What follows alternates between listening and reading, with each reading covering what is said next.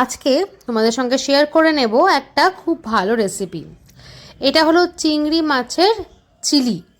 তোমরা তো সবাই চিলি চিকেন, চিলি পনির খেয়েছো, তো আমি বাড়িতে ট্রাই করলাম চিংড়ি মাছের চিলি।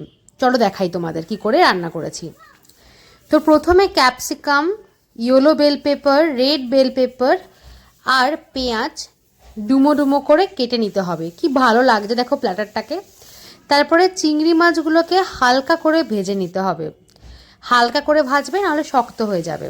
এরপরে সমস্ত ক্যাপসিকামগুলোকে একেবারে কড়াইয়ের মধ্যে দিতে হবে, চিংড়ি মাছটাকে তুলে নিয়ে তারপর ওই একই তেলে। তারপরে বেশ কিছুক্ষণ নাড়াচাড়া করতে হবে। ওগুলো একটুখানি মিয়ে গেলে, নরম হলে দিতে হবে স্প্লিটেড কাঁচা লঙ্কা। যে যেরকম ঝাল খাও সে সেরকমভাবে দেবে। তো আমি বেশ কিছুটা কাঁচা লঙ্কা দিয়ে দিলাম স্প্লিটেড, তার মধ্যে দিলাম নুন দিলে সবজিগুলো খুব তাড়াতাড়ি সেদ্ধ হয়ে যায়, মিয়ে যায়। তো নুন দিয়ে আরও কিছুক্ষণ নাড়াচাড়া করে দিয়ে দিলাম ক্যাচের জিঞ্জার গার্লিক পেস্ট। তা আমার মতো কুড়ে মানুষদের জন্য এই পেস্টগুলোই মনে হয় বেরিয়েছে, তো এটা আমি এনে রাখি।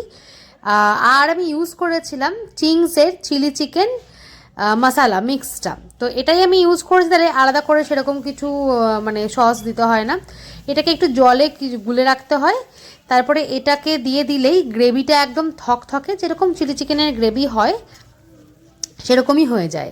করছি চিংড়ি, দিয়েছি চিলি চিকেনের মশলা, কারণ আমার তো আলটিমেটলি মানে চিলি করাটাই উদ্দেশ্য ছিল।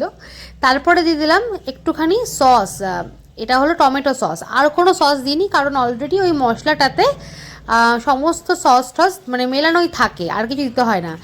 আর নুনও দেওয়া থাকে অল্প একটুখানি, তাই জন্য নুনটা যখন তোমরা দেবে তখন ভেবেচিন্তে দেবে, যে কারণ পরের মশলাতেও কিন্তু নুন অ্যাড হবে। তো ভালো করে গ্রেভিটা ফুটে গেলে থকথকে হয়ে গেছে দেখো, তার মধ্যে দিয়ে দিলাম চিংড়ি মাছগুলো।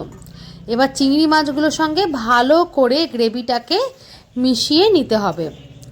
চিংড়ি মাছের সঙ্গে গ্রেভিটা ভালো করে মিশিয়ে 1 মিনিট ফুটিয়ে দিয়ে দিতে হবে এর মধ্যে অল্প একটু জল, তারপরে আবারও ফুটিয়ে দিতে হবে।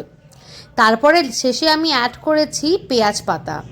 এটা দিলে একদম রেস্টুরেন্ট স্টাইল হয়ে যায় ব্যাপারটা, তাই জন্য পেঁয়াজ পাতা অ্যাড করেছি, একটু ক্রাঞ্চিও ব্যাপারটা হয়। আর এটা কিন্তু একদম শেষে অ্যাড করবে, না হলে এটা বেশি সেদ্ধ হয়ে গেলে ভালো লাগে না। তো এই হয়ে গেল একদম রেস্টুরেন্ট স্টাইল চিলি চিংড়ি। অবশ্যই ট্রাই করো একবার।